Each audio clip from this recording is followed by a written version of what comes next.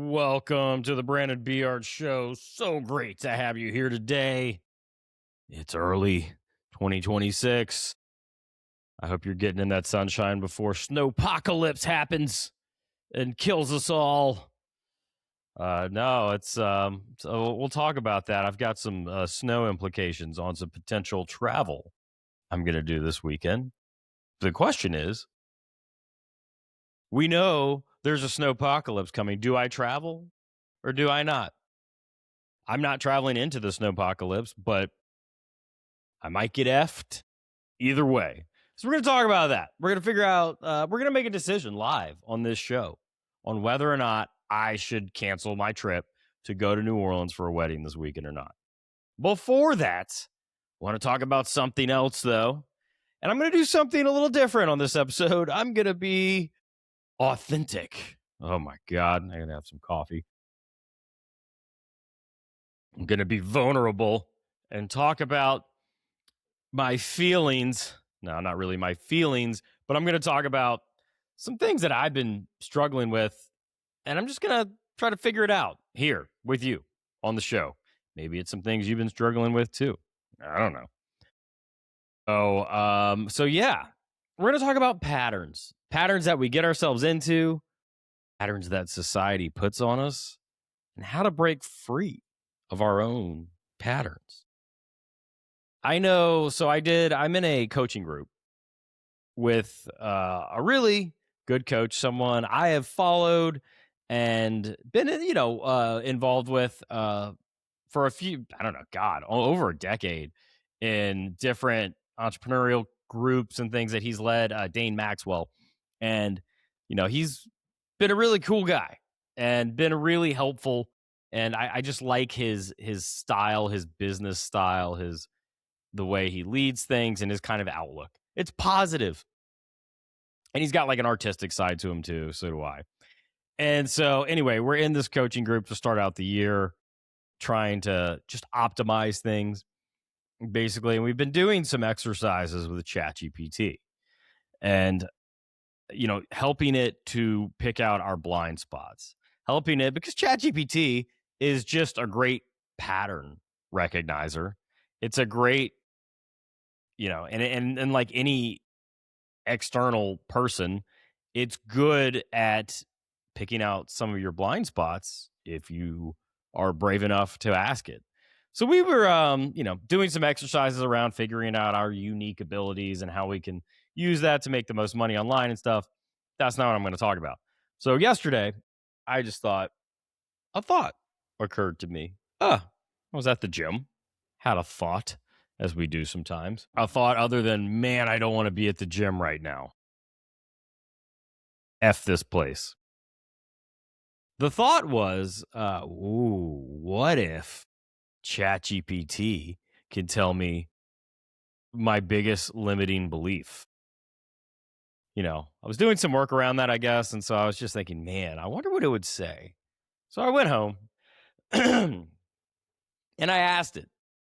I was just like, what do you think is my biggest limiting belief? Now, this only works, and I'm not telling you to do this. Could be fun to play around with, but it really works best if you've been using it for at least a year. I've been using it for some strategy stuff, a lot of different things. So I feel like it had a good sense of me. So I asked it, what do you think is my limiting belief? And it told me, first it sput out some like ChatGPT gobbledygook where I kind of understood what it was talking about. Hey, like AI isn't there yet. It's not going to talk to you exactly like a person can. So it sput out some stuff where I kind of figured out where it was going and I whittled it down a little bit to try to get it to rephrase things. And then it basically told me this, and this was like the light bulb moment. It was just like, your biggest belief, and I'm giving you my own words because I'll spare you the overly long explanation it gave me. But it's that I kind of decided that I'm putting life on hold until I'm ready. I so over optimized for making things exactly the way, like as authentic as they can to me, as meaning filled as they can to me. I basically decided somewhere in the past that, I'm going to live an authentic life. And that is good, but it was telling me that belief outlived its usefulness. And so I've over optimized. I won't move forward with things unless it's, there's meaning in it. It's aligned with me authentically. You know, it's aligned with my identity, basically. And that's good in a lot of ways, but it's not good when you put life on hold, when you put, you don't give everything you have to friendships and things. You withhold from life, you withhold from people because you think, all right, I'll get in there when I have something to share. Or, I'll move forward once I have everything figured out just right. And it became like a delay tactic. So boom, ChatGPT, oh my God. Kind of crazy. And I'm not saying that's my biggest limiting belief. You gotta have to take this stuff and be like, all right, you probably have a point here. I'm going to listen to it. I'm going to see where that goes and how I kind of resonate with it.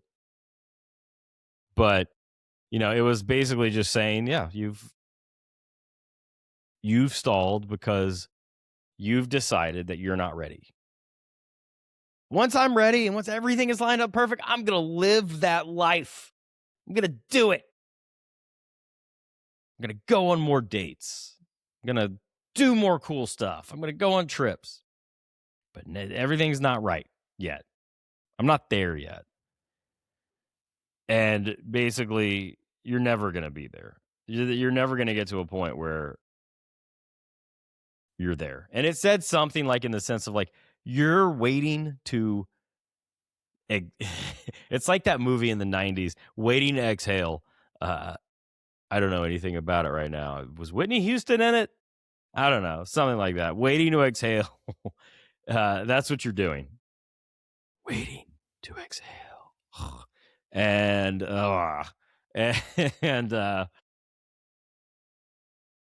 it didn't click with me at first, but then later on I was like, oh, you motherfucker. How dare you? But also, you son of a bitch. You're kind of right. So that's kind of crazy that a non-living AI gave me that advice. Just sit on that for a minute. That's kind of wild. 2026, the year we're in. And so the thing it basically remedied this for me was like, you don't get ready and then your life doesn't have meaning and then you get moving. You get moving, you get doing anything, and then your life has meaning because you're moving. And it's true. It's true. That just checks with a lot of the things I've learned in the past about, it's easier to steer, all these freaking analogies. Like it's easier to steer a ship that's in motion than one that's not in motion. Get in motion and then make changes, make pivots, and it's true. I don't know what to do with all this right now. I'm just telling you. That's what I figured out. But that's my pattern. Trying to get everything lined up perfectly, and then I'll live a life. But you do that, and then your life slowly drains out of you, and you lose connection with people. And for me, I isolate, and I don't have a lot to show for it, and I don't have a lot I want to share with people because I'm isolating and waiting. And so the big question here is, and I'm not telling you, is how do I fix that? How do I break free of that in my own life? Oh man, this is serious.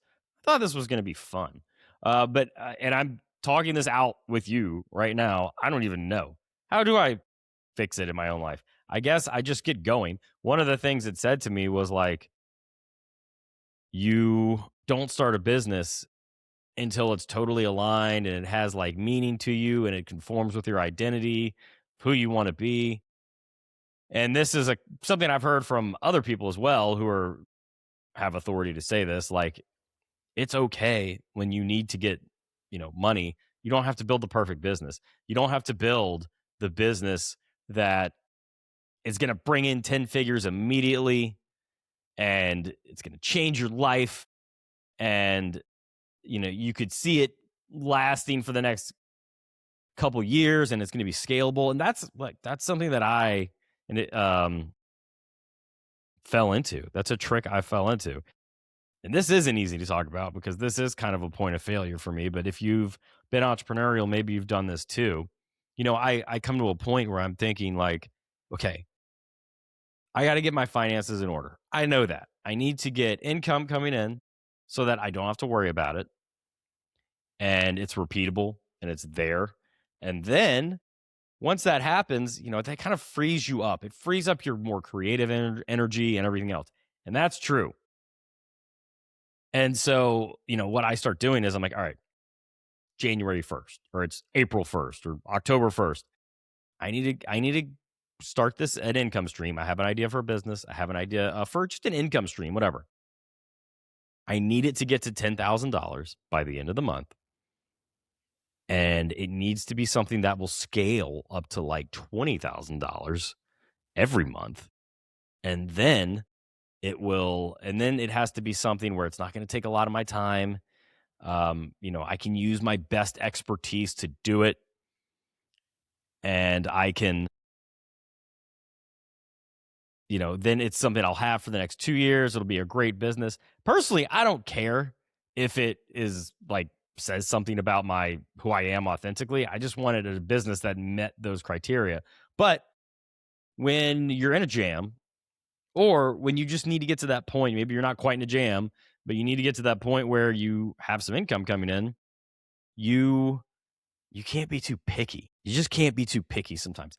Even if you figure out a way to make a few $1,000s this month, even if you don't love it, but it's fits well enough into your life, just do it.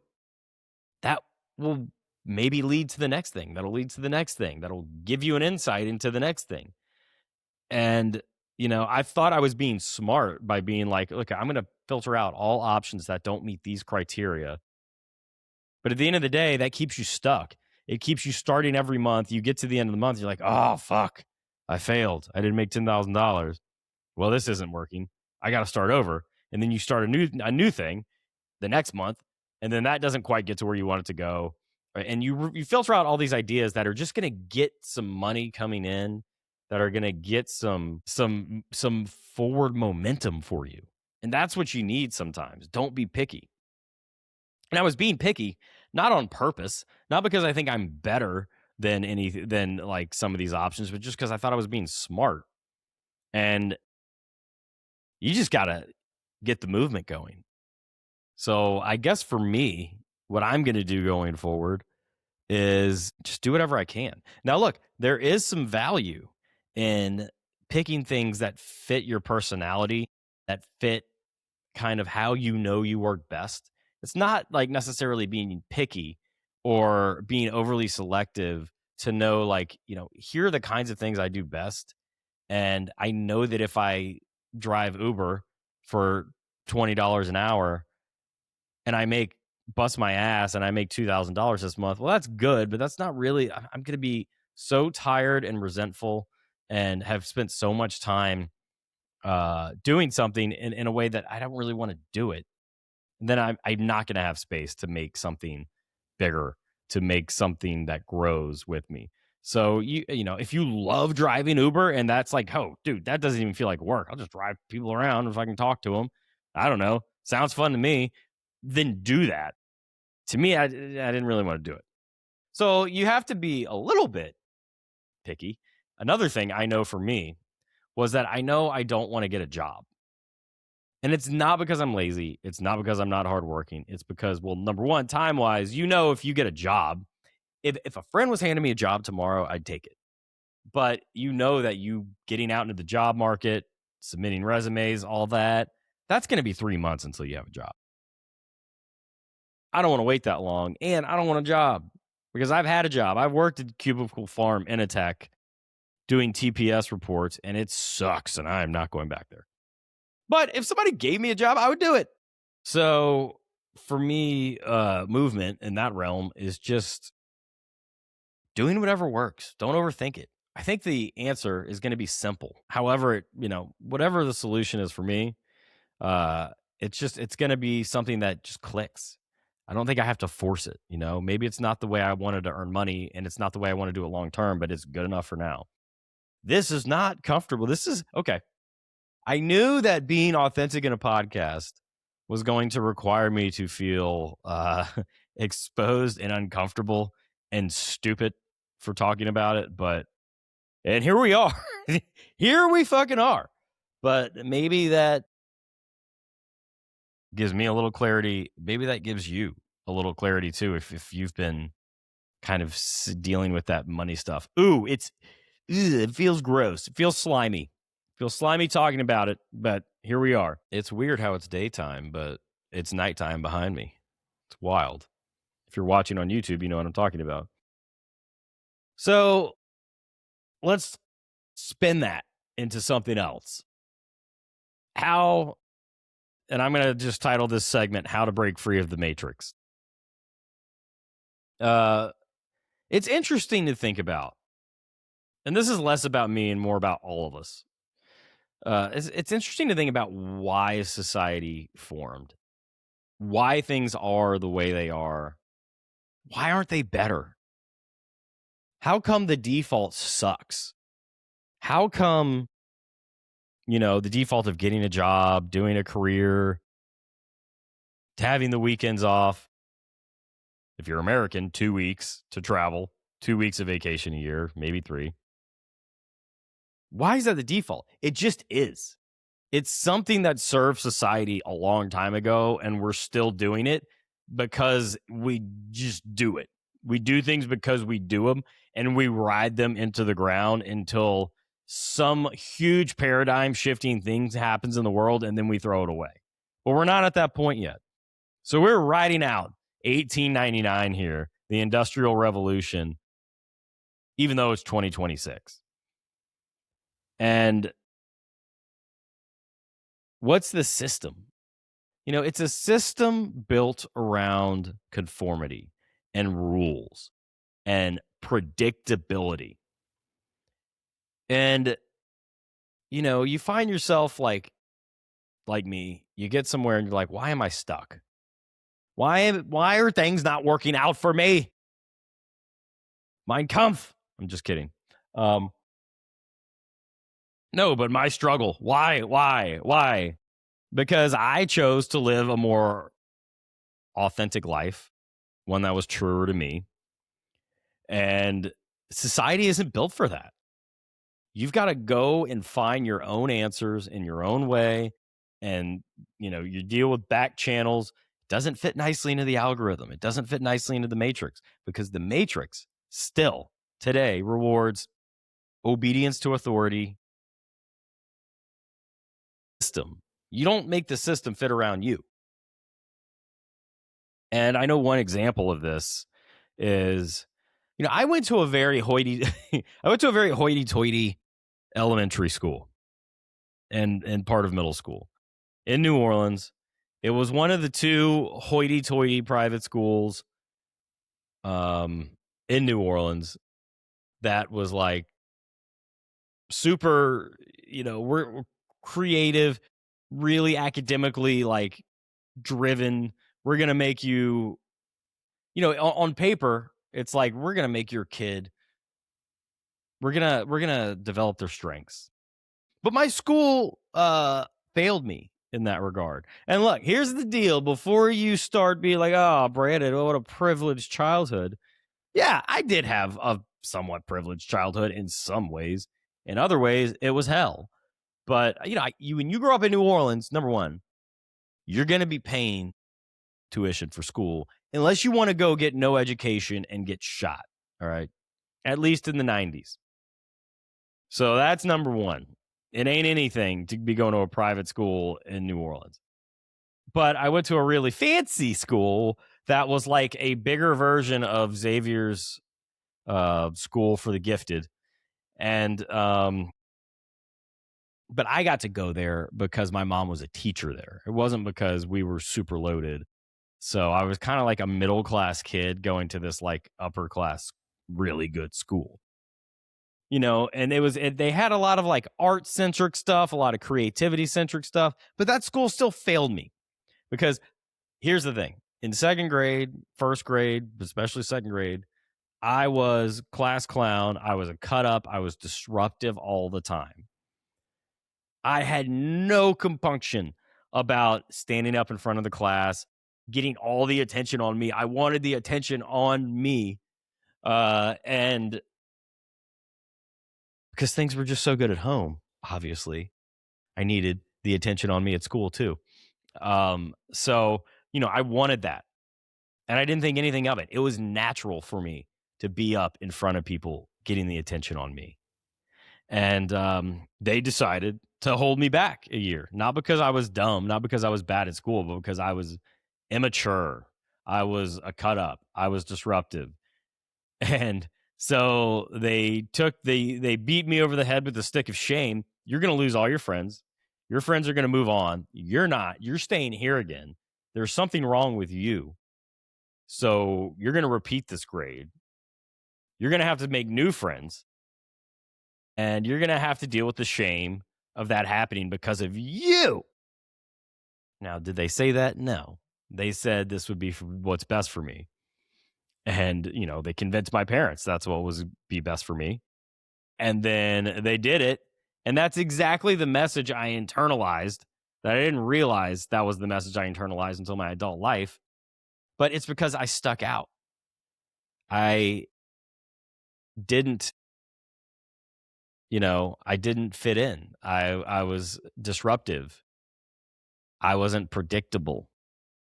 And of course, you can't run a classroom with that kind of shenanigans going on. I'm not saying that, but there was a different way to handle that.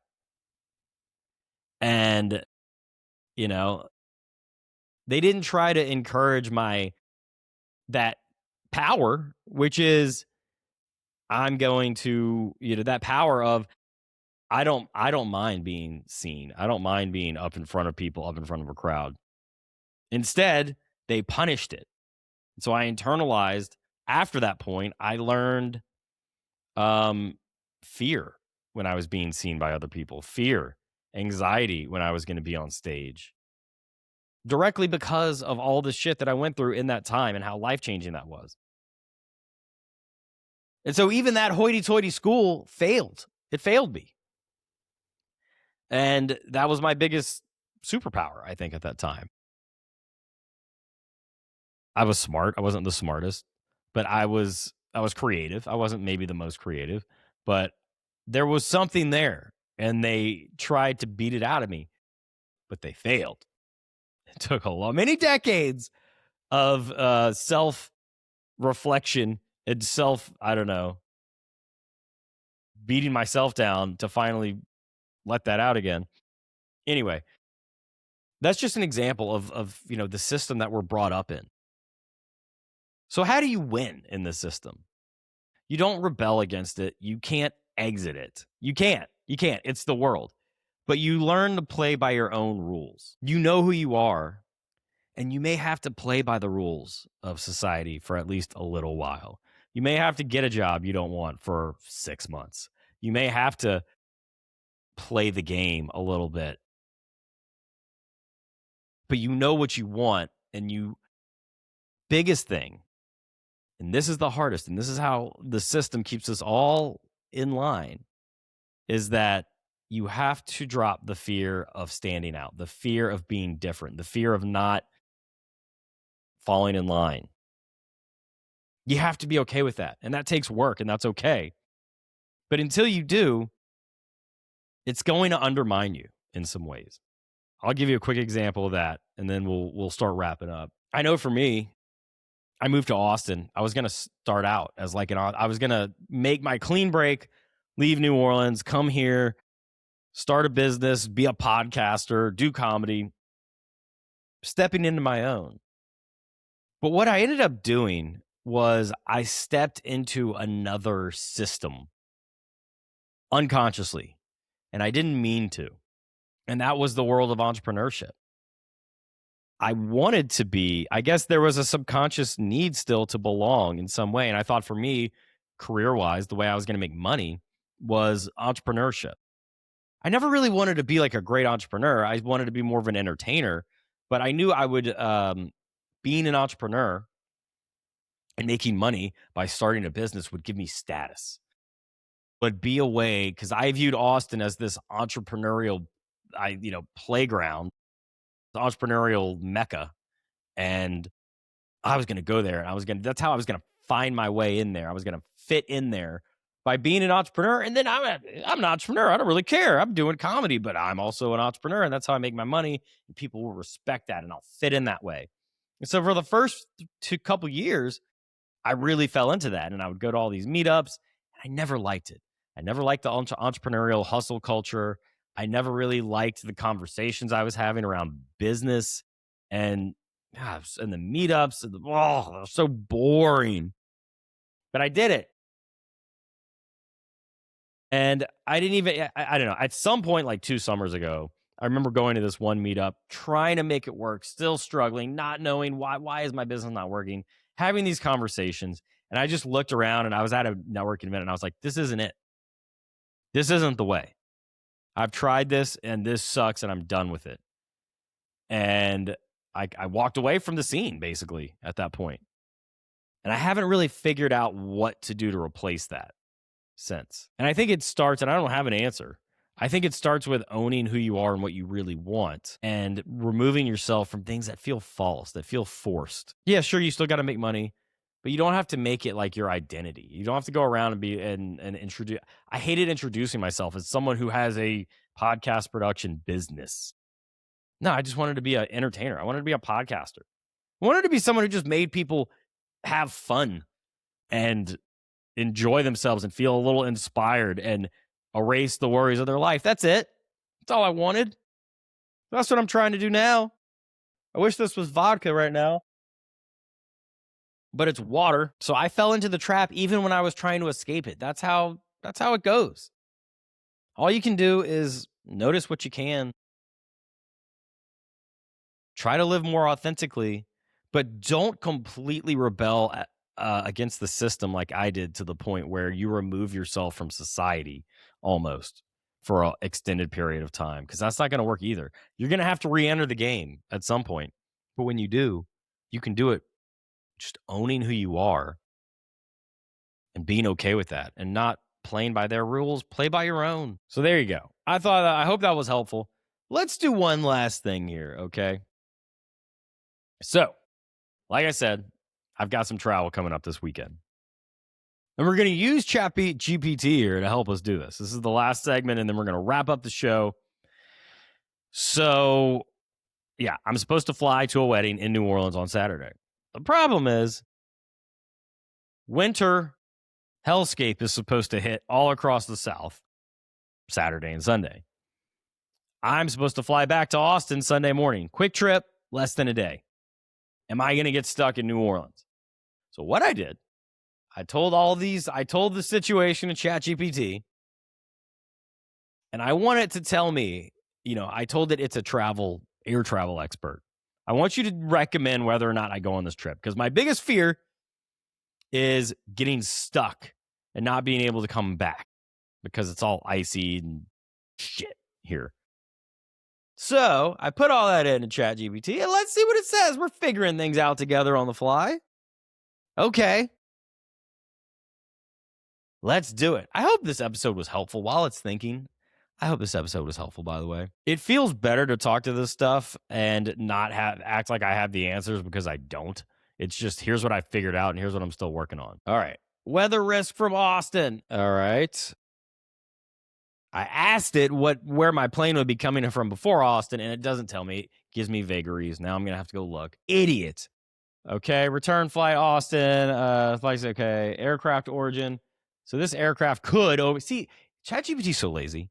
It could go find out exactly where my flight is going to be originating. But no, it says, oh, it's in the past. It could be this. Lazy twat. Probability of being stranded, middle risk. Freezing rain causes cascading delays in Southwest's network. Delays on arrivals to Austin, knock-on effects. As Austin crews are late, worst case, lower. Okay. Overall expert assessment, moderate chance of delays. Low to moderate probability of full round trip cancellation. If your priority is certainty of return, book a flight later Sunday or a backup flight, or staying Sunday night and returning Monday. Yeah, but I don't want to do that. Oh. So you're not even giving me the right answer. All right, there you go. That's it. Book a later flight. Well, I'm not going to do that. I'd rather just cancel the trip. Main concern is Sunday delays. All right, so once again, ChatGPT doesn't deliver what you want it to. It's kind of giving me a answer, and I got to decide for myself. So I don't know. Stay tuned for the next episode of the Brandon Beeyard Show as I tell you my travel story from hell because I wanted to fly 1 hour away this weekend. Will I get stuck? Will I sleep on the airport floor? Will I end up homeless on the streets of New Orleans turning tricks for cash? Maybe. I may have done that anyway. So, okay. Well, this has been another episode of the Brandon Beeyard Show. I'm so glad you were here. I hope that was helpful. We're figuring things out together, baby. I'll see you next time. Until then, stay warm. Peace out.